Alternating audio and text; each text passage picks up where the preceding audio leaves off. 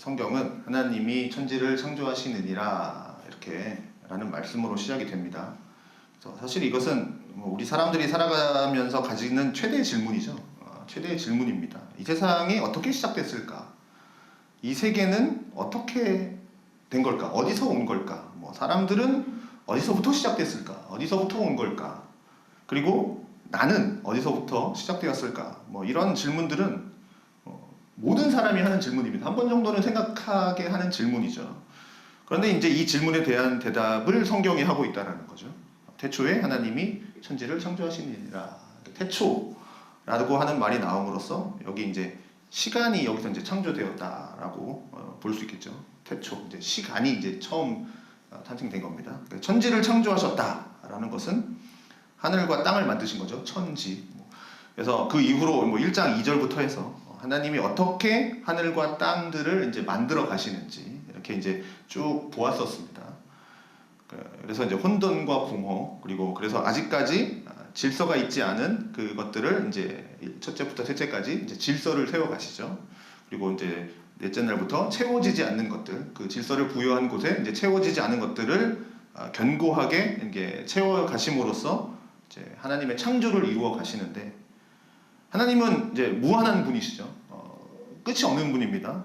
완전하신 분이고요. 또 영원하신 분입니다. 또 삼위일체이시죠. 그렇게 영이신 하나님은 스스로 계시는 분입니다. 그러면 무한하시고 영원하시고 스스로 계시고 함께 하시는 분이, 그분이 왜 이 세상을 창조하셨을까? 하나님의 그 창조 목적을 또 알아야겠죠. 창조 목적은 하나님의 성품에 있다는 겁니다. 성품 안에 이제 창조의 목적이 있는 겁니다. 하나님 자신이 영광입니다. 하나님 그 자신 자체가 그 영광입니다. 그런데 하나님이 가지신 이 영광, 그 영광 그 자체이신 하나님의 영광을 홀로 그냥 내 영광을 홀로 가지고 계신 것이 아니라 그 영광을 이제 드러내는 거죠. 드러내셔야 하는 거죠. 드러내셔야 하는 분입니다. 그래서 그 영광을 드러내시려고 하는 경향성이라고 할까요? 그러니까 있으시기 때문에 자신이 갖고 있는 그 영광을 드러내기 위해서 창조를 통해서 이제 드러내신 겁니다. 하나님의 영광을 창조를 통해서 드러내신 거죠. 그래서 그 창조를 통해서 발하셨는데, 그래서 창조된 하나님의 영광을 통해서 창조된 그 창조물들, 그 피조물들은 하나님의 영광을 드러내도록 창조가 되온 거죠. 이해하셨죠? 창조가 그렇게 된 거죠. 그래서 창조된 모든 피조물의 존재 이유가 뭐냐? 왜 창조되었냐? 하나님의 영광을 드러내는 거. 그러니까 하나님을 찬양하는 거, 하나님의 아름다움을 나타내는 거, 하나님의 영광을 드러내는 거. 그러니까 하나님의 영광을 드러낸다라는 게 하나님이 하나님 되심을 드러낸다, 이런 뜻인 겁니다. 하나님이 하나님 되심을 나타낸다. 좀 어려운 말이긴 한데, 하나님이 어떤 분이신지를 모른다면 하나님이 하나님이시다, 이런 말이 별 감동이 안 오겠지만, 우리가 하나님이 어떤 분이신지를 알고 있다면, 하나님은 이런 분이야 라는 걸 알고 있다면, 그 하나님이 바로 이 하나님이시구나, 이거죠. 하나님이, 내가 알고 있는 하나님이 하나님이시구나. 좀 어렵나요?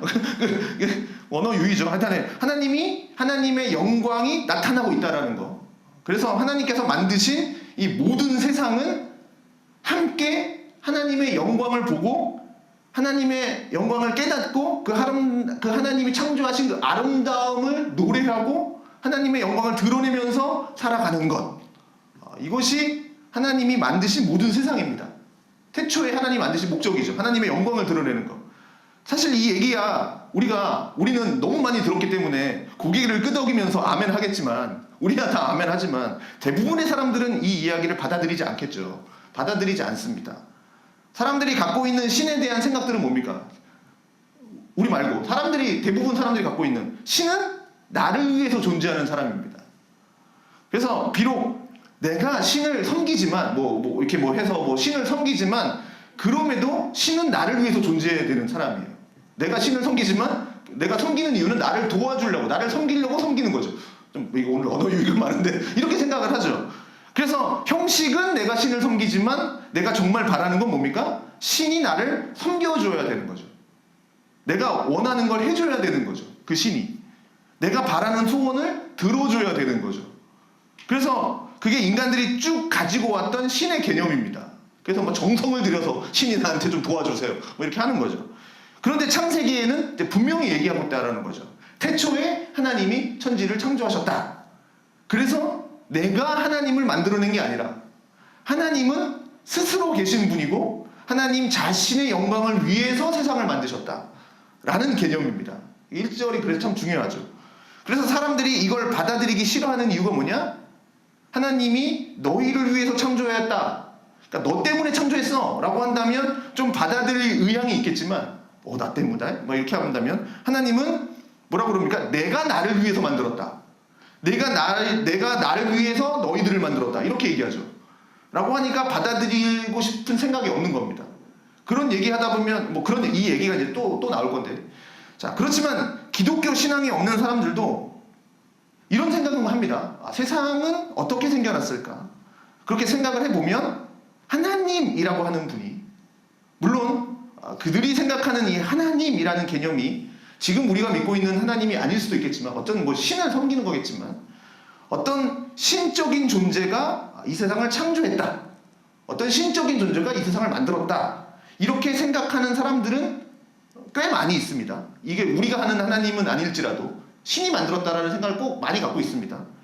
이 세상이 이렇게 질서 있게 돌아가고, 그리고 그 무엇도 저절로 생기거나 저절로 나타날 수 있는 것이 아니기 때문에 어떤 신적인 존재가 이런 것들을 만들었다. 그리고 그가 이 세상을 다스리고 있다. 이런 생각 정도는 할 수 있는 거죠. 이 정도는 생각할 수 있는 거죠. 아무리 기독교가 아니더라도. 과학이 아무리 발달을 해도 인간들이 여러 가지를 만들어내고 개발하고 있지만 생명체를 아직까지는 직접 만들거나 이렇게 만들어내지는 못하고 있으니까. 그러니 과학이 발달해도 할 수 없는 것은 이 창조입니다. 이 일은 신이 하셨다. 그래서 과학을 하면 할수록 신의 존재를 부정할 수 없다. 여기 나오지 않습니까? 그리고 저절로 존재했다. 저절로 존재했다라고 생각하는 사람들도 있지만 그것도 생각일 뿐이지 그거를 증명해내지는 못합니다. 그거를 직접적으로 되지도 못하고 있기 때문에 그런 생각을 가집니다. 그런데 이제 여기에 모여있는 우리는 이 세상을 창조하신 하나님을 더욱더 알기를 원하죠. 하나님이 이 세상을 창조하셨는데 그 창조하신 하나님을 더욱더 알기를 원합니다. 그래서 오늘 여기 있고요. 그것을 알기 원한다는 것은 우리의 행복은 뭐냐? 결국 하나님을 아는 것에 있다. 라는 결론에 도출할 수 있겠죠. 그리고 나를 창조하신 하나님을 제대로 알아야지 나는 그래야 바르게 살 수 있다. 라는 것을 아는 것이죠. 그렇게 이제 결론이 되는 거죠. 자, 그래서 인생의 제일 되는 본분이 뭡니까? 내 인생의 제일 되는 본분은 하나님을 영화롭게 하고 영원토록 그를 즐거워하는 것입니다. 그러니까 예수님의 스토소유는 때문에 나오지 않습니까? 우리의 제일 된 본분은 뭡니까? 이렇게 나오지 않습니까? 이것을 깨달은 사람, 하나님을 영화롭게 하고 영원토록 즐거워하는 것인데 이것을 깨달은 사람은 이게 정말 기쁨이구나. 이게 진짜 인간의 본분이구나 하는 것을 깨달은 사람, 이 사람이 복이 있다라는 겁니다. 그래서 어릴 때부터 교회 다닌 사람들은 하나님의 영광을 위해서 산다는 것에 대해서 수없이 많이 들었기 때문에 너는 무엇을 위해서 사니? 라고 하면 하나님 영광을 위해서 삽니다. 이거 자동 반사적으로 답은 하지만 그 마음 한구석에는 늘 불편함이 있습니다. 그렇게 대답은 하지만 왜 사니? 그러면 하나님의 영광을 위해서 삽니다. 하나님의 영광을 위해서 살아야 하지만 사실 하나님의 영광을 위해서 살지 못하잖아요. 삽니다 라고 얘기하지만 그래서 그렇게 살지 못하기 때문에 항상 늘 내 마음 한구석에는 죄책감이 있습니다. 나는 그렇게 살지 못하는데 왜 하나님은 자신의 영광을 위해서 살라고 자꾸 요구하시나? 그것 때문에 또 마음이 불편합니다. 그리고 왜 하나님은 우리의 행복을 위해서 라고 말하지 않고 자신의 영광만을 드러내려고 하느냐? 내가 사는 것이 하나님의 영광을 드러내서 살게 하는 거냐? 왜 그렇게 얘기하느냐? 그것 때문에 또 마음이 어쩌면 또 한구석에는 좀 불편하고. 그래서 오늘 우리들은 하나님을 영화롭게 하고 영원토록 그를 즐거워하는 것, 이것이 왜 우리 인생에서 필요한지를 깨달아야 됩니다. 왜 하나님을 영화롭게 하고 즐거워하는 게 왜 우리 인생에서 필요한가? 그것을 알기 위해서는 하나님이 창조하신 목적을 알아야 된다는 거죠. 세상이 그냥 만들어진 게 아니고 하나님이 우연히 만드신 것도 아니고 심심해서 그냥 만드신 것도 아니고 뭐 어쩌다 보니 만들어졌네 또 아니고 하나님은 분명한 계획과 생각을 가지고 만드신 겁니다. 그래서 어제 보았던 말씀까지는 여섯째 날 땅의 짐승들까지를 만드는 것이 나왔고 26절부터는 오늘 읽은 본문부터는 이제 창조의 기사가 나오는 겁니다. 자, 26절부터 쭉 읽어보겠습니다. 31절까지. 하나님이 이르시되 우리의 형상을 따라 우리의 모양대로 우리가 사람을 만들고 그들로 바다의 물고기와 하늘의 새와 가축과 온 땅과 땅에 기는 모든 것을 다스리게 하자 하시고 하나님이 자기 형상 곧 하나님의 형상대로 사람을 창조하시되 남자와 여자를 창조하시고 하나님이 그들에게 복을 주시며 하나님이 그들에게 이르시되 생육하고 번성하여 땅에 충만하라 땅을 정복하라 바다의 물고기와 하늘의 새와 땅에 움직이는 모든 생물을 다스리라 하시니라. 하나님이 이르시되 내가 온 지면에 씨 맺는 모든 채소와 씨 가진 열매 맺는 모든 나무를 너희에게 주노니 너희의 먹을거리가 되리라. 또 땅의 모든 짐승과 하늘의 모든 새와 생명이 있어 땅에 기는 모든 것에게는 내가 모든 푸른 풀을 먹을거리로 주노라 하시니 그대로 되니라. 하나님이 지으신 그 모든 것을 보시니 보시기에 심히 좋았더라. 저녁이 되고 아침이 되니 이는 여섯째 날이니라. 자, 이렇게 사람을 창조하는 것이 가장 마지막으로 이제 나오고 있는데 여기 다른 것의 창조와 다른 특징이 있습니다. 혹시 기억하시나요? 혹시 뭐 배워보신 다른 것과 좀 다른 거 있습니다. 우선 26절을 보면 하나님이 우리의 형상을 따라 우리의 모양대로 사람을 만들자 라고 하신 다음에 그리고 하나님이 자기 형상 곧 하나님의 형상대로 사람을 창조하시되 남자와 여자를 창조하셨다 라고 나옵니다. 하나님이 6일 동안 그 모든 것을 만드셨지만 자기의 형상, 자기의 모양대로 만드신 것은 없죠. 그리고 천사조차도 하나님의 형상과 모양은 아닙니다. 오로지 사람만이죠. 사람만 하나님의 형상과 모양으로 만들어졌습니다. 그럼 여기서 항상 우리가 이렇게 막 얘기하잖아요. 설교 많이 들어보셨을 것 같은데 우리의 형상, 우리의 모양이라고 했을 때 우리가 누구를 뜻하는 것이냐 그것은 많은 논쟁이 또 있지만 이것도 신학적인 논쟁이 있습니다. 우리는 이것 때문에 뭐 시간 오래 끌 필요 없죠. 우리는 여기서 명확하죠. 삼위 하나님을 가리키는 겁니다. 그러니 천사와 뭐 함께 있었다, 뭐 천사와 협의했다, 뭐 그런 거는 필요 없고 그런 얘기들은 필요 없는 얘기고 하나님께서 그렇게 계획을 하시죠. 우리의 형상과 모양. 그 다음에 또 많이 듣는 설교가 뭡니까? 그럼 형상이 뭐고 모양은 뭐냐? 이 얘기 많이 하시죠. 뭐 이게 이제 형상, 젤렘, 뭐 모양, 데무트라는 히브리어, 뭐 이게 또 같은 뜻이냐, 뭐 다른 것이냐 이런 걸 가지고도 또 수많은 논쟁이 있습니다. 형상, 모양, 뭐 젤렘, 데무트라고 하는 이 서로 다른 말을 썼지만 그러나 의미는 같은 것이다. 다른 단어를 썼지만 의미는 같은 것을 쓰고 있는 것이다. 이것도 또 신학적인 논쟁거리인데 논쟁거리인데 오늘은 뭐 그걸 말하려고 하는 게 아니고 뭐 형상이 뭐냐 모양이 뭐냐 이거 하면 뭐 시간 오래 걸리니까 어쨌든 우리는 하나님의 모양보다 하나님의 형상이란 말을 많이 씁니다. 이거 대표적으로 많이 쓰죠. 하나님의 형상대로 창조가 되었다라는 거죠. 우리의 형상대로. 자, 그 말은 하나님을 닮은 존재. 하나님이 창조하셨다는 거죠. 하나님을 닮은 존재로. 자, 여기까지는 이제 우리가 많이 듣는 이야기. 그러나 하나님을 닮았다라고 할 때 어떻게 하셨나요? 하나님을 닮았다고 할 때 자, 너의 얼굴 봐봐. 막 이렇게 얘기하잖아요. 뭐 얼굴 보면서 네 얼굴이 정말 하나님을 닮았네. 막 거울 보면서 이렇게 생각하지는 않죠. 그렇게 얘기하지는 않습니다. 하나님은 아시다시피 우리 하나님에 대해서 좀 이렇게 공부하다 보면 하나님은 얼굴이 없습니다. 그죠? 눈, 코, 귀 이런 거 없으세요. 하나님은 영이시죠. 이렇게 물질에 갇혀 계신 분이 아닙니다. 그래서 그러니 하나님을 닮았다라고 하는 것은 하나님이 가지고 계신 뭡니까? 영적인 특성을 닮았다라는 겁니다. 우리의 형상이라는 것이. 그러면 하나님은 지식과 의지를 가지고 계신 것. 이것이 가장 영적인 특성이죠. 특성인데 우리가 그것을 닮았다라는 겁니다. 그래서 하나님이 사람을 창조하실 때 흙으로 육체를 창조하시고 그 코에 생기를 불어넣으심으로 영혼을 창조하시죠. 그런데 그 영혼이 바로 하나님의 형상, 이 자리를 잡는 그 영혼이 되는 겁니다. 하나님의 형상이 자리 잡는 그 영혼. 그러니 영혼은 보이지 않지만 그 영혼이 가지고 있는 기능, 즉 하나님의 기능, 지적인 거, 의지적인 거, 감정, 정서적인 거 이런 것들이 영혼이 갖고 있는 기능이죠. 그래서 영혼이 창조가 된 겁니다. 그리고 그 영혼은 육체에 거하죠. 결국 육체와 영혼이 결국 하나님의 형상이라는 건데 그래도 하나님의 형상의 고유한 자리는 영혼 속에 있습니다. 오늘 제가 집중적으로 말씀드리려고 하는 게 이제 이겁니다. 자, 그러면 하나님은 다른 피조물들을 창조하실 때는 왜 이런 식으로 창조하지 않으셨냐? 왜 사람은 하나님의 형상대로 창조하셨을까? 왜 사람은 다른 동물과 다르게 영혼을 창조하시고 그 영혼이 지식을 갖고 의지를 갖고 살아가도록 왜 하셨을까? 그러니까 여기에 바로 하나님이 사람을 창조하신 목적이 있다라는 거죠. 그러면 사람을 창조하신 목적이 뭔가를 한번 좀 살펴봐야겠죠. 하나님이 이르시되 우리의 형상을 따라 우리의 모양대로 우리가 사람을 만들고, 그 다음 나오는 말이 뭡니까? 그들로 바다의 물고기와 하늘의 새와 가축과 온 땅과 땅에 기는 모든 것을 다스리게 하자. 하나님이 가지고 계신 계획과 목적이 뭡니까? 지금까지 6일 동안 만든 모든 것을 사람을 통해서 다스리게 하자. 이거죠. 이게 창조의 목적입니다. 사람을 만드신. 그러면 이 사람이 하나님을 대신해서 하나님이 만드신 이 지상의 세계를 다스려야 되는 거죠. 하나님이 바다의 생물들, 하늘에 나는 새들 창조하시면서 그들에게도 뭐라고 말씀하셨나요? 기억하시나요? 생육하고 번성하고 충만하라. 바다의 새들 만들면서, 동물들 만들면서 그렇게 말씀하셨습니다.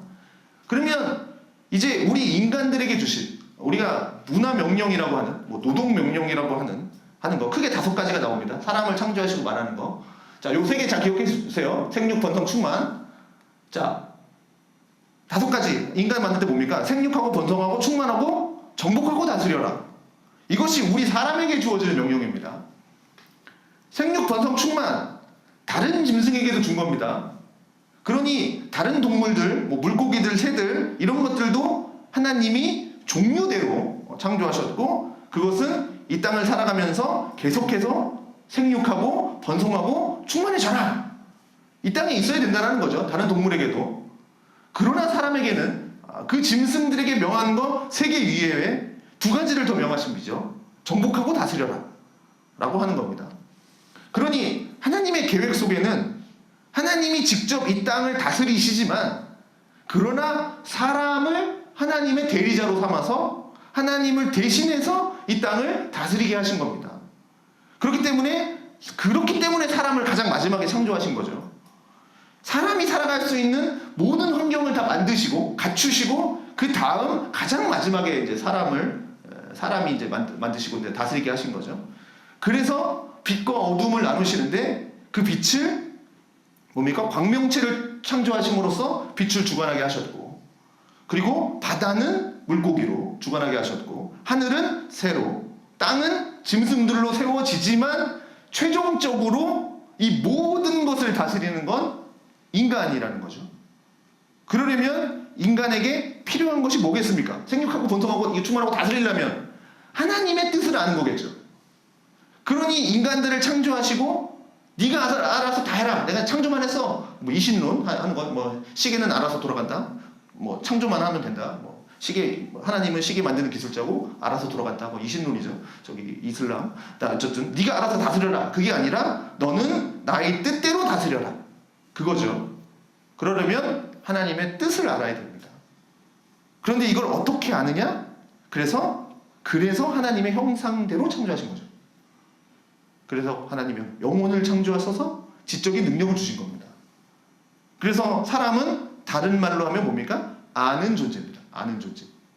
다른 피조물들은 아는 존재가 아니죠. 모르는 존재인데, 그래서 다른 동식물들, 식물들, 이런 피조물들은 그들이 생각하고 판단하면서 하나님을 알아가는 게 아니라 그냥 하나님이 만들어 놓은 그냥 그 자리에 있는 거죠. 만들어 놓으신 그 자리에서, 나무들 같은 경우는 또 움직이지도 않죠. 그 자리에 그냥 뿌리 내리고 있으면서, 그 자리에 그냥 심겨져 있으면서 거기서 그냥 계절에 따라서, 때에 따라서 잎이 나고 꽃을 피고 열매 맺고, 그리고 낙엽 떨어지고, 그렇게 하면서 자신이 있는 그 자리에서 하나님의 영광을 드러내는 거, 영광을 드러내는 거고, 동물들은 또 동물대로 그들에게 주어진 삶을 살아가면서 하나님의 영광을 드러내는 건데, 사람만큼은 그것이 아니라 스스로 판단하고 생각하고 결정할 수 있는 영적인 능력을 주신 거죠. 그렇게 하나님의 형상으로 창조되었기 때문에 하나님과 함께 교제를 나눌 수 있게 된 겁니다. 그래서 내 마음대로 세상을 다스리는 것이 아니라 하나님의 뜻대로, 하나님이 원하시는 대로 창조하신 겁니다. 그게 사람을 창조하신 목적인 거죠. 그리고 이것을 할 수 있도록 28절에 나오죠. 하나님이 그들에게 복을 주셨다. 이것을 할 수 있도록 하나님이 복을 주시며 복을 주셨다라는 거죠. 사람들에게, 우리에게 복을 주셨습니다. 다스릴 수 있도록.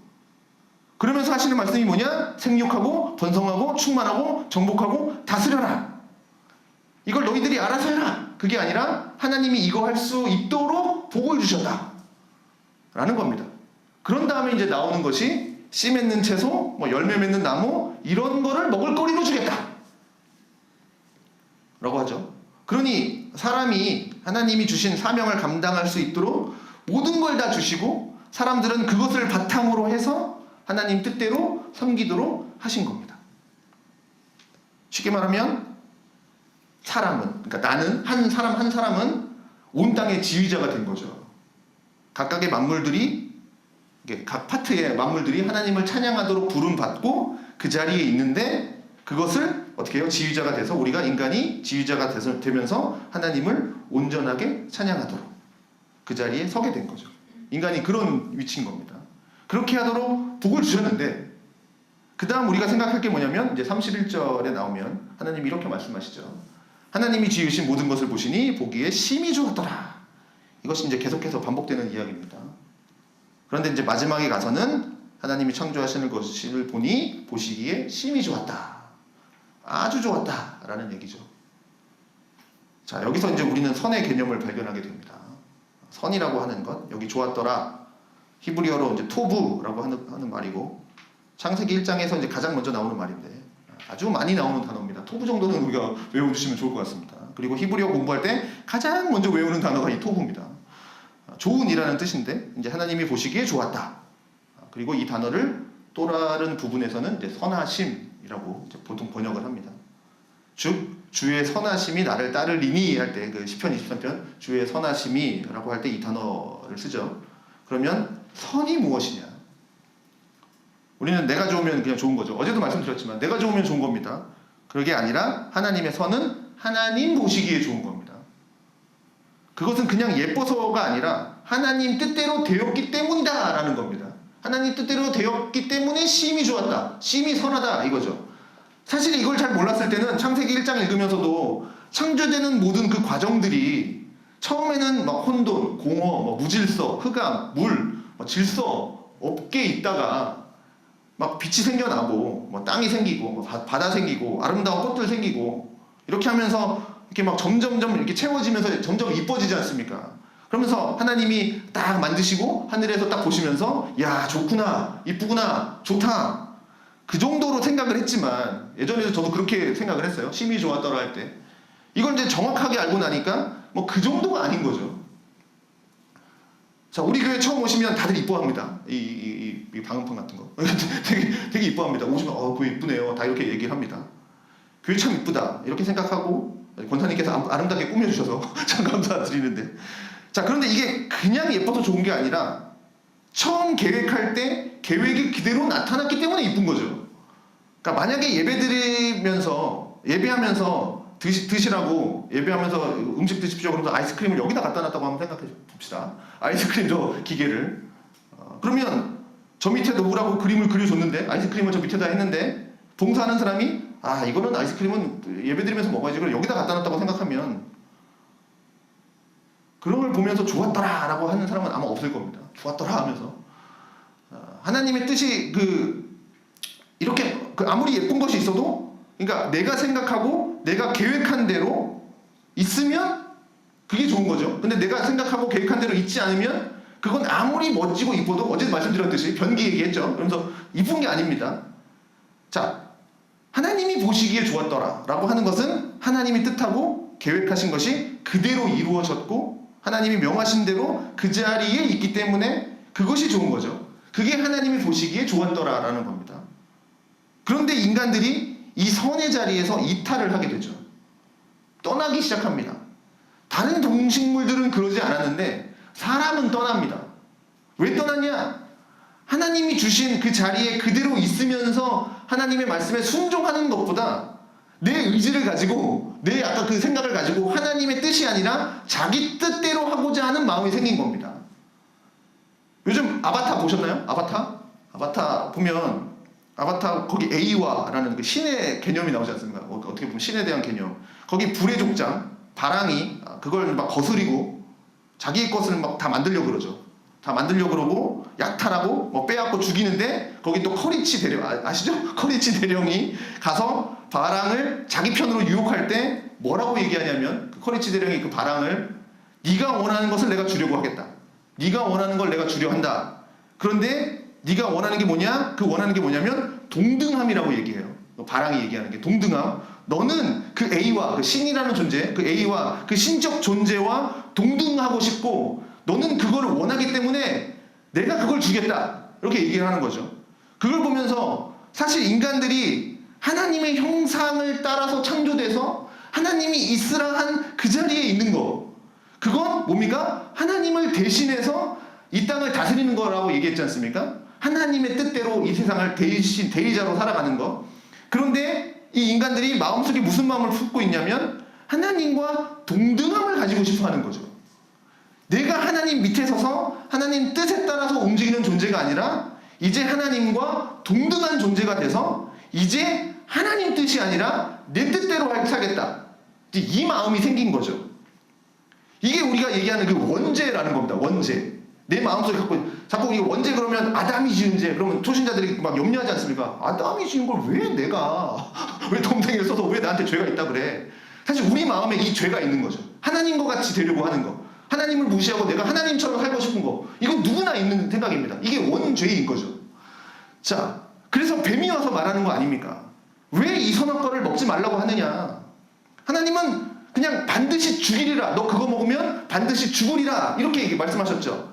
선악과를 먹으면 어떻게 되는지는 변화의 과정은 얘기 안 했어요. 그냥 죽으리라 이렇게만 얘기했죠. 뭐 어떻게 돼서 뭐 이런 얘기 안 하잖아요. 선악과 먹으면 뭐 몸이 변해가지고 뭐 이렇게 뭐 돼갖고 이런 얘기 안 하잖아요. 그냥 먹으면 죽으리라 이렇게 얘기하잖아요. 자, 이해하고 순종이 아니라 하나님은 이해하고 순종이 아니라 하나님과의 신뢰를 말씀하신 거죠. 신뢰. 먹지 마라. 신뢰. 그런데 뱀이 가르쳐 줍니다. 어떻게 유혹합니까? 유혹하죠. 그걸 먹으면 눈이 밝아질 거야. 선악을 아는 것이 하나님처럼 될 거야. 이렇게 막 유혹을 하죠. 그러니 하나님이 먹지 말아라 라고 하셨는데 괜찮다? 먹어라? 먹어도 죽지 않는다? 이렇게 얘기하는 거죠. 그러니 인간의 마음에는 하나님과 자꾸 동등됨을 가지려고 합니다. 아니 하나님보다 어쩌면 더 높은 자리에서 아까 얘기했죠. 내가 신을 섬기는 모양은 취하지만 신이 나한테 뭘 들어줘야 되는 그런 존재로 하나님을 동등된 하나님을 조종하고 싶어 하는 겁니다. 세상의 모든 것이 나의 것이 되기를 원하는 거죠. 원죄. 그것을 원하기 때문에 하나님이 있으라 한 그 자리를 이탈한 겁니다. 어떻게 돼요? 좋았더라. 선이 깨진 거죠. 그럼 사람의 입장에서는 야 이제 내가 보기에 좋아졌네. 내가 원하는 일을 내 마음대로 할 수 있어 라고 사람의 입장에서는 되지만 하나님 보시기에 좋았더라는 깨져버린 거죠. 그리고 그 결과로 주어지는 인간들에게 나타난 일은 뭡니까? 이제 영생에서 이제 죽음으로 바뀌는 거죠. 좋은 일이 아니라 오히려 관계가 깨지고 이제 죽음이 우리 가운데 들어오게 되는 겁니다. 죽음의 증상, 죄를 가진 사람의 증상 중에 하나죠. 죽음이 우리 가운데 이제 들어오는 겁니다. 하나님과 관계가 깨져버린 거죠. 그리고 또 뭡니까? 서로 사랑하면서 서로 아까 모든 것들을 다스리도록 함께 해야 하지만 서로의 관계가 또 깨어져 버리고 다른 피조물이 인간에게 복종하고 있었지만 다른 피조물도 이제 인간에게 복종하지 않아요. 모든 관계가 깨져버린 겁니다. 자리를 이탈함으로 인해서. 그러니 하나님이 창조하신 사람의 목적이 있는데 사람은 그것을 벗어나서 자신의 목적을 따라서 살려고 했고 그것으로 인해서 하나님의 형상은 파괴되어졌고 하나님이 창조하신 이 세상도 하나님의 뜻대로 움직여지지 않는 그러니까 뜻하신 대로 움직여지지 않는 선이 없어져 버린 그런 세상이 되어버린 거죠. 그렇지만 하나님은 이 생명을 그냥 내버려 두지 아니하시고 다시 회복하시죠. 인간이 죄를 지었고 인간이 죄의 지음으로 하나님의 형상이 파괴가 되었지만 그것으로 하나님의 형상, 하나님의 창조의 목적이 꺾여지고 좌절되는 것처럼 보이지만 그러나 하나님께서는 인간 중에 일부를 구원하시죠. 구원하셔서 어떻게 합니까? 다시 창조의 목적을 따라서 살게 하셨습니다. 그들이 바로 누굽니까? 그리스도인들입니다. 이게 우리들인 거죠. 그래서 에베소서 2장 10절은 이렇게 말을 하는 겁니다. 우리는 그가 만드신 바라. 그리스도 예수 안에서 선한 일을 위하여 지으심을 받은 자니 이 일은 하나님이 전에 예비하사 우리로 그 가운데에서 행하게 하려 하심이니라. 이 말씀을 이제 에베소 교회에 이제 바울이 한 거죠. 우리가 예수님을 통해서 구원받았다라고 하는 것을 우리가 죄를 짓고 뭐 그냥 고장 났으니 예수님이 우리를 구원해 주셨구나, 수리하셨구나, 이 정도로만 생각하는데, 그냥 내가 죄를 졌으니 예수님이 그냥 내 죄를 사해 주셨구나, 이 정도로만 생각하는데, 그러나 성경이 말하는 구원은 뭐냐면 단순히 그냥 우리를 고치셨다라는 개념이 아니라 뭐냐면, 예를 들어 보면 지금은 뭐 냉장고가 있으니까 뭐 무더운 여름철에도 생선이나 뭐 이런 것들 뭐 신선하게 보관할 수 있지만 옛날에는 냉장고가 없었지 않습니까? 그래서 무더운 여름에 물고기를 잡아요. 그러면 내버려두면 어떻게 됩니까? 이 생선은 썩겠죠. 부패하겠죠. 시간이 지나면 뭐 흐물흐물하면서 이제 버리겠죠. 그러면 그 썩어가는 이 생선을 물에다가 넌 썩어가니 다시 물에다가 다시 내주면서 네가 살 고향으로 돌아가라 뭐 하면서 다시 물에 가서 잘 살아라 라고 하면 그 썩은 생선이 물에서 다시 살겠습니까? 그 생선이 막 물에 들어갔다고 해서 물에서 막 펄쩍펄쩍 뛰면서 치료해주고 고쳐주고 그 정도가 아니라, 구원이라는 건 그런 것이 아니라 다시 새 생명이 주어져야 되는 겁니다. 재창조가 이루어져야 되는 거죠. 그러니 우리들이 구원을 받았다라고 하는 것은 나의 어느 부분이 뭐 좀 고장났으니까 예수님을 통해서 이 부분이 좀 고쳐져서 뭐 내가 다시 산다, 이런 개념이 아니라 다시 우리를 예수님이 구원하심으로 재창조가 된 겁니다. 우리가 그래서 죽었던 내가 옛사람은 죽고 새 사람으로 다시 태어나는 거 아닙니까? 그게 세례 아닙니까? 완전히 부패하고 완전히 무능력해져 버린 우리를 다시 그의 생명을 불어넣어 주심으로써 재창조해 주시는 거. 그래서 고린도후서 5장 17절에 뭐라고 얘기합니까? 누구든지 그리스도 안에 있으면 새로운 피조물이다 라고 말합니다. 이전 것은 지나갔으니 보라 새 것이 되었도다, 이렇게 얘기하는 거 아닙니까? 그냥 있으면서 그냥 내 어느 좀 안 되는 거, 잘못된 거 이 부분만 고쳐주는 게 아니라 새로운 피조물로 완전히 새 사람으로 재창조하신 거죠. 이 변화를 우리는 예수님을 믿음으로써 받게 되는 거죠.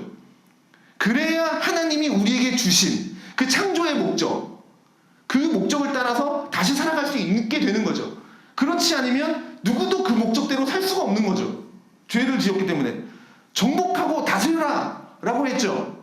그런데 이 정복, 다스림, 지금 우리들이 생각할 때 이 정복, 다스림, 어떤 면에서는 굉장히 부정적으로 들리는 단어일 수 있겠습니다. 정복하라, 다스려라. 우리가 생각하는 그 정복, 다스림, 사람이 가지고 있는 힘으로 뭔가 불태우고 잡고 죽이고 이런 거 생각하죠. 뭔가 그 단어에서 오는 그런 느낌 있지 않습니까? 정복, 정복하라, 막 다스리다, 막 이런 거. 정복이라고 하는 말 자체를 평화롭게 살고 있는 어떤 곳에 가서 막 침략해서 그들을 막 불로 아니면 무력으로 제압하고 막 내 것으로 만드는 뭐 이런 걸 좀 떠올리게 되죠. 정복. 그 다음에 다스린다. 뭔가 힘으로 막 꽉 눌러버린다. 나한테 복종해라. 안 그러면 죽는다. 뭔가 이런 형식을 가지니 정복, 다스림이 좀 부정적으로 다가옵니다. 이건 다 죄를 짓고 난 이후의 인간들이기 때문에 그런 겁니다. 그러나 하나님이 말하시는 이 정복, 다스려라 할 때는 그런 개념이 아니라 하나님이 우리를 다스리실 때 뭐 하나님이 막 가지고 있는 뭐 절대적인 힘으로 우리를 억누르고 막 말 안 들으면 막 죽이고 불태우고 막 그러면서 우리를 다스리는 게 아니죠. 하나님은 항상 인격적으로 우리를 다스리십니다. 만나시죠. 그래서 나중에 2장 15절에 보면 여호와 하나님이 그 사람을 이끌어 에덴 동산에 두어 그들을 경작하며 지키게 하셨다 라는 말이 나오는데, 결국 사람이 땅을 정복하고 다스린다는 것은 경작하며 지키게 하셨다라는 겁니다. 그러니까 경작한다라는 게 뭐냐면, 이게 아바드라는 말인데 이게 무슨 말이냐면 에베드, 종에서 나온 겁니다. 그러니 다스린다라는 개념이 어떤 면에서는 섬기는 겁니다. 하나님이 주신 개념은 종으로서 섬기는 거예요. 경작하다. 그리고 지킨다. 샤마르, 지키는 겁니다. 신약에 가면 예수님이 목자는 양을 돌보고 꼴을 먹이고 다른 해야 하는 것들이 오면 목숨을 바치면서 보호하고, 이런 개념이죠. 그게 바로 정복하고 다스려라 라는 개념입니다. 그렇게 이 땅을 어떻게 해요? 섬기고 이 땅의 피조물들을 섬기고 그렇게 하면서 피조물들을 지키고 보호하고 그런 개념인데 타락한 이후에 인간들이 살아가는 이 정복, 다스림은 굉장히 비인격적이고 힘으로 누르고 빼앗고 죽이고 사육하고 이런 것들이다 보니 이게 부정적으로 다가왔습니다. 그렇지만 하나님은 우리를 다시 회복시키셔서 재창조하셔서 예수 그리스도를 통해서 우리에게 새 생명을 주셔서 다시 이 일을 하도록 하시는 겁니다. 그래서 세상 속으로 들어가서 하나님이 주신 이 사명을 따라 사는 겁니다. 자, 그런데 여기 이제 하나를 기억하면서 말씀을 마치려고 합니다. 2장 1절에서 3절 보면 이런 말씀이 나옵니다. 천지와 만물이 다 이루어지니라. 하나님이 그가 하시던 일을 일곱째 날에 마치시니 그가 하시던 모든 일을 그치고 일곱째 날에 안식하니라. 하나님이 그 일곱째 날을 복되게 하사 거룩하게 하셨으니 이는 하나님이 그 창조하시며 만드시던 모든 일을 마치시고 그날에 안식하셨음이니라. 자, 여기 이제 하나님이 안식하셨다라는 말을 쓴 이유, 하나님이 6일 동안 창조하시고 7일째 쉬셨는데 8일째 보니 하나 더 만들어야겠네? 이게 아니고 하나님이 만드신 모든 것을 다 마치셨다라는 뜻이죠. 6일 동안 하나님이 모든 것을 만드셨다. 완벽하다. 쉰다. 이런 개념이죠. 이 안식이라는 개념도 되게 이렇게 이야기할 것들이 많은데 오늘 한 가지만 얘기하겠습니다. 7일째는 안식을 하셨습니다. 그러면서 이제 완성이 된 거죠. 하나님이 만드신 천지 만물이 다 이루어지니라. 다 이루어진 겁니다. 나중에 십계명을 통해서 우리가 알게 되는 건 뭡니까? 사계명, 너희도 안식일을 기억해서 지켜라. 내가 쉬었으니 너희도 쉬어라. 라고 하는 명령을 주셨다라는 거죠. 자, 그러면 이것이 우리 이 창조의 목적을 따라서 이 땅을 다스리며 섬기며 살아가야 할 인간과 그리고 하나님이 안식하셨으니 너희도 안식해라 라고 하는 이것과 어떤 연관이 있는가 이걸 좀 생각해보고 마치려고 합니다. 하나님은 왜 안식을 하라고 하셨을까? 왜 하나님도 안식하시고 우리에게 내가 쉬었으니 너희도 쉬어라고 말을 할까? 하나님이 이렇게 명령을 하심으로써 6일 동안 일하고 쉬게 하시죠. 지금은 한국 사회에서는 주 5일째냐 4.5일째냐 나중에 4일째도 된다고 하고 이런 게 어쨌든 논쟁적으로 사회적으로도 논쟁이 있지만 사실 하나님이 주신 명령대로라면 6일째 일하고 6일 동안 열심히 일하고 7일째 쉬라고 하는 거죠. 자, 앞으로 주 4일째가 된다고 합니다. 자, 그러면 주 4일 동안 열심히 일하고 3일 동안 여러분이 쉰다고 한번 생각해 보십시오. 그러면 3일 동안 쉰다라는 개념과 여기 안식을 지킬 때 이 쉰다라고 하는 개념이 같은 개념일까요? 여러분이 4일이라고 3일 쉰다는 개념과 여기 안식일에 쉰다라는 개념이 같은 것이 아니죠. 인간이요, 휴일이 생깁니다. 쉬는 날이 생겨요. 그러면 인간의 습성상 쉬지 않습니다. 뭐 할까요? 자기가 하고 싶은 거 하겠죠. 쉬는 날. 그동안은 직장 다니면서 자기에게 주어진 일을 하느라 내가 하고 싶은 일을 못했지만 쉬는 날이 생겼어요. 그러면 이제 내가 하고 싶은 걸 하는 거예요. 그래서 결론은 일할 때도 바쁘고 쉴 때도 바빠요. 요즘에는 이제 더 이상 가만히 있는 것을 할 수가 없는 시대입니다. 뭐라도 자꾸 해야 돼요. 자꾸 핸드폰이라도 막 쳐다봐야 돼요. 그게 시간을 아낀다고 생각을 하는 거니까. 그러니 뇌는 쉴 틈이 없습니다. 그게 인간입니다. 하나님이 쉬라고 하신 건 다른 이유가 따로 있습니다. 물론 육체적인 노동에서 쉬는 것도 있지만 궁극적인 목적은 여기에 바로 구원의 개념이 있다는 겁니다. 이 쉬는 것에 구원의 개념이 있다는 거죠. 그래서 출애굽기에서 십계명은 안식의 의미를 뭐라고 했냐면 하나님이 6일 동안 창조하시고 7일째 되는 날 쉬셨기 때문에 너희도 쉬어라 라고 나오지만 십계명이 2번 써 있죠. 신명기에 있는 신명기서에서 십계명을 해설하는 그 5장에 가면 이렇게 나옵니다. 십계명을 얘기하면서 애굽에서 종되었던 너희를 여호와께서 구원하셨기 때문에 너희들은 안식일을 지켜라. 이렇게 이제 신명기는 나옵니다.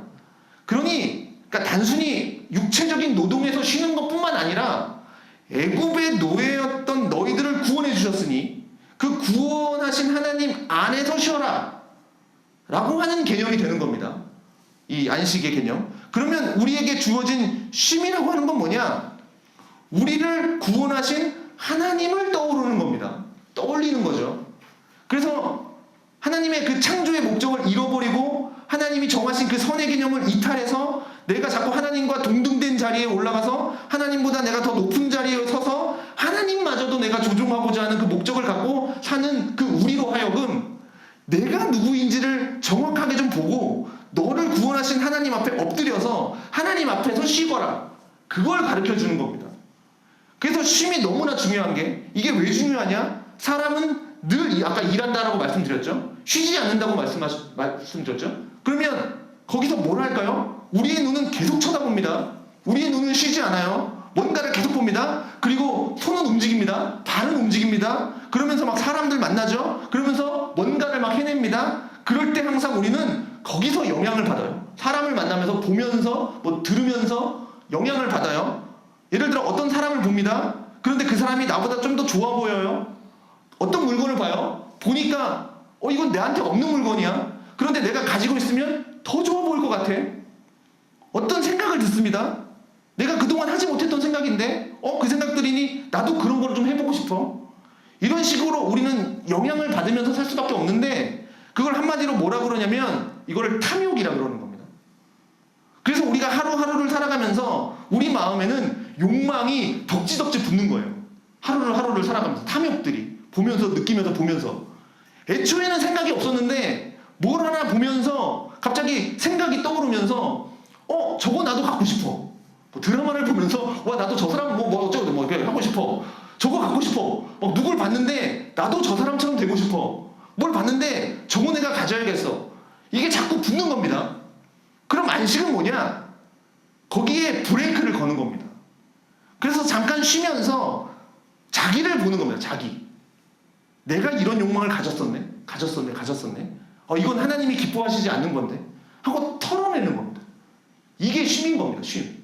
그래서 제가 주일날 설교할 때 주일은 흐트러진 초점을 하나님께 맞추는 거라고 말씀드리는 것이 아무것도 안 하고 있는 거 그걸 말하는 게 아니라 쉼을 때 아무것도 하지 말아라 뭐 이거 아니라 아무것도 안 하는 사이에 우리 뇌는 계속 움직여서 죄질 궁리를 하거든요. 아무것도 안 하는 사이에 탐욕으로 가득 찼기 때문에. 그러려면 우리는 어떻게 해야 됩니까? 하나님 말씀 앞에서 하나님의 말씀을 들여다보면서 내 안에 있는 욕망을 발견하는 거죠. 말씀을 통해서 조명하게 되고 쉬면서 그것들을 떨어내는 겁니다. 그게 뭡니까? 그 작업이 예배입니다. 예배. 그래서 안식일은 그냥 쉬는 게 아니라 예배하도록 하신 겁니다. 내가 너희를 구원했다. 그래서 내가 다시 너희를 창조한 그 목적대로 살도록 새롭게 너희들에게 사명을 부여한다. 그러니 그동안 너희들 마음속에 따닥따닥 붙어있었던 그 탐욕들을 털어버리고 이제 너희에게 주신 그 사명을 따라서 다시 한번 살아가보도록 해라. 다시 한번 살아가라. 그걸 받는 겁니다. 그래서 우리가 그 자리에서 하나님을 예배하고 나에게 있었던 것들을 회개하고 주님의 도우심을 구하고 나아가는 겁니다. 나가서 사는데 그런데 또 막 들어오겠죠. 욕심들이 탐욕들이 또 붙어요. 얼마나 많이 붙겠습니까? 안식일 아무것도 안 하는 게 아니라 보시기에 좋았더라 하셨는데 그럼 나의 무엇을 보시면서 좋았더라 하셨을까? 왜 나를 구원하셨을까? 수많은 사람들이 있는데 모든 사람을 구원한 게 아니라 그 사람 중 일부를 구원했다고 아까 했는데 그러면 그 수많은 사람 중에 왜 나를 구원하셨을까? 왜 나를 여기 이 자리에 세우셨을까? 그걸 예배 가운데 찾아가는 겁니다. 그래서 1장부터 쭉 이어지는 창조기사가 안식하셨다라는 것으로 마무리되는 것은 우리 인간들이 하나님을 대신해서 온 땅을 다스리는 존재로 부름받았고 그래서 온 땅의 것들이 나에게 복종하고 있을 때 내가 스스로 왕이 되고자 하는 하나님과 동등됨을 갖고자 하는 그 교만한 마음이 늘 내 안에 있기 때문에 이렇게 하나님 앞에 나와서 안식하지 않으면 그 하나님과 막 동등해지려고 하는 그 높아지려고 교만하려고 하는 마음을 꺾을 수가 없습니다. 그래서 하나님은 이렇게 우리에게 또 안식하라고 하시는 겁니다. 즉 하나님이 우리를 창조하신 것 자체가 하나님의 영광을 드러내는 일이니 그 하나님의 영광을 드러내는 일을 온전히 하기 위해서는 하나님 안에서 안식하는 것이 필요하다는 겁니다. 그래서 하나님 없이는 쉼이 없는 겁니다. 그러니 어거스틴도 유명한 말 하잖아요. 내가 주님 안에 있지 않으면 쉼이 없습니다. 그러니 아무리 돈 많이 벌고 휴가 많이 가고 여행 많이 다녀도 쉼이 아닙니다. 진짜 쉼은 하나님 앞에 나오는 겁니다. 그러니 지금은 주 5일째 거의 살고 있지만 사실 얼마 전까지만 해도 저희 어렸을 때만 해도 주 6일째 했지 않습니까? 토요일에 다 학교 갔고 토요일에 다 직장 다녔죠. 그러면서 우리 크리스찬들은 주일날 딱 하루 쉬었는데 그런데도 그날도 우리는 교회에 모였습니다. 게다가 더 열심히 있는 사람들은 토요일 오전 근무하면 토요일 저녁에 또 교회로 나왔어요. 아니죠. 금요일 저녁 기도도 했습니다. 정말 예전에는 정말 철야했습니다. 금요일날 나와서 밤새서 기도하고 새벽에 직장으로 출근했단 말이죠. 그렇게 사신 거예요, 우리 선배들은. 그러면서도 불평 안 하면서 하나님 앞에 나와서 기도했던 이유는 그 쉼에 대한 개념이 지금 우리가 생각하는 쉼과 전혀 달랐기 때문에, 하나님 안에 쉬는 것이 쉬었기 때문에, 비록 내가 여행 못 가고 쉬지 못하고 쉬는 날 교회에 와서 아침부터 저녁까지 예배드리고 섬기고 전도하고 성경 공부하고 소그룹하고 이렇게 살았지만 그게 정말 쉼이라는 걸 알았기 때문에 그 속에서 하나님 말씀 듣고 내 영혼이 살아나는 걸 경험하면서 이 세상을 살아갈 힘을 얻었기 때문에 거기서 감사하면서 이 자리에 모이면서 예배드리고 살았던 거죠, 우리의 믿음의 선배들은.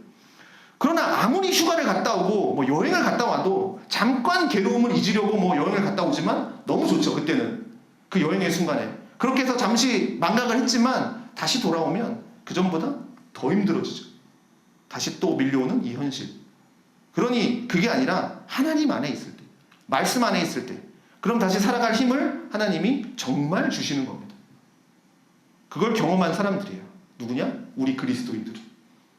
우리 모임이 그래서 소중한 겁니다. 오늘 우리 여기 모였습니다. 그리고 주일 되면 또 모일 겁니다. 주일엔 더 많은 사람이 모이겠죠.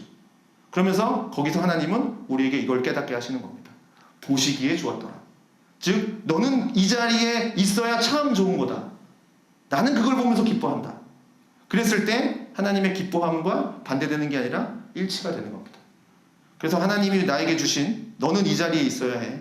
너는 여기서 이 사람을 섬기고 너는 여기서 이 사람을 사랑하고 너는 여기서 이 사람을 용서하고 너는 여기서 이 사람과 일을 하고, 그것을 주셨을 때 저 그거 싫은데요? 저 그거 하기 싫은데요?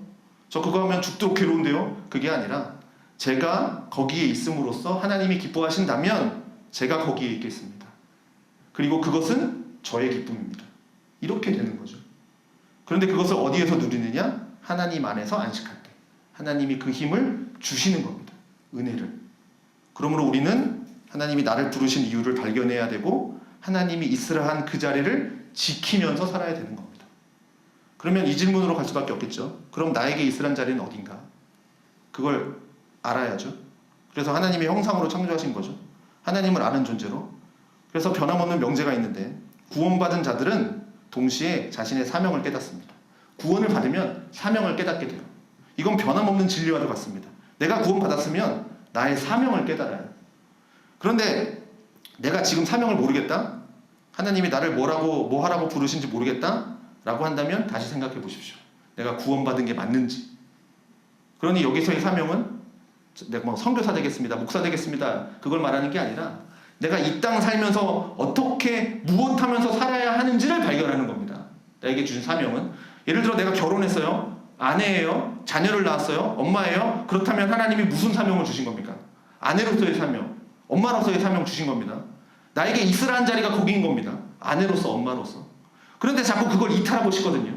힘드니까, 짜증나니까. 그런데 거기 있는 거예요. 그게 사명이라는 겁니다. 그걸 깨달아가는 겁니다.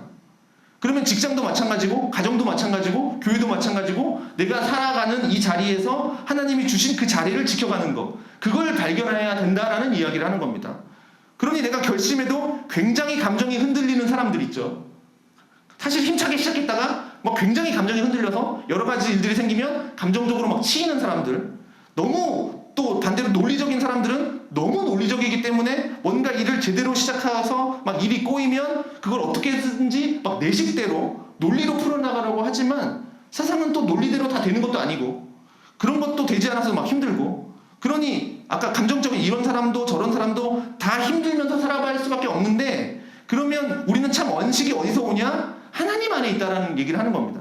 그래서 하나님이 나를 창조하셨고, 그런데 그것이 깨어졌으니 나를 구원하신 그 하나님의 목적을 발견하고 하나님이 있으란 그 자리에 순종하는 거, 지금 우리에게 필요한 겁니다. 생각해 보십시오. 여러분 진지하게 고민해 보십시오. 나는 지금 이 시절에 무엇을 함으로써 하나님께 영광을 드리고 있는가? 그리고 나를 통해서 다른 사람들이 하나님의 그 영광을 보게 하기 위해서 나는 어디서 무엇을 해야 되는가? 하나님 가르쳐 주십니다. 말씀 앞에 나오면 깨닫게 하십니다. 그리고 그것 때문에 그거는 그렇게 어려운 일이 아닙니다. 여러분 이미 다 알고 계십니다. 내가 구원받았다면 이미 여러분 다 알고 계십니다. 그런데 그게 힘드니까 자꾸 회피하는 거죠. 안 하려고 하는 거죠. 그러니 생각하십시오. 여러분 하나님은 좋으신 하나님입니다. 그래서 보시기에 좋았더라라고 하는 것이 아무리 인간들이 그것을 막 깨트리고 어그러뜨리고 망가뜨렸다고 해서 하나님은 포기하지 않으십니다. 하나님은 다시 그것을 회복시키시는데 어떻게 해요? 우리 먼저 회복시키십니다. 그러니 그걸 소망하시고 내가 힘들었지만 하나님이 나를 회복하시는구나. 그것을 발견하시고 하나님이 있으라 하는 그 자리를 지켜가기를 원합니다. 그래서 나를 구원하시고 창조하신 그 목적을 따라서 하나님께 기쁨으로 살아갈 수 있는 우리 모두가 되기를 주님의 이름으로 축원드립니다.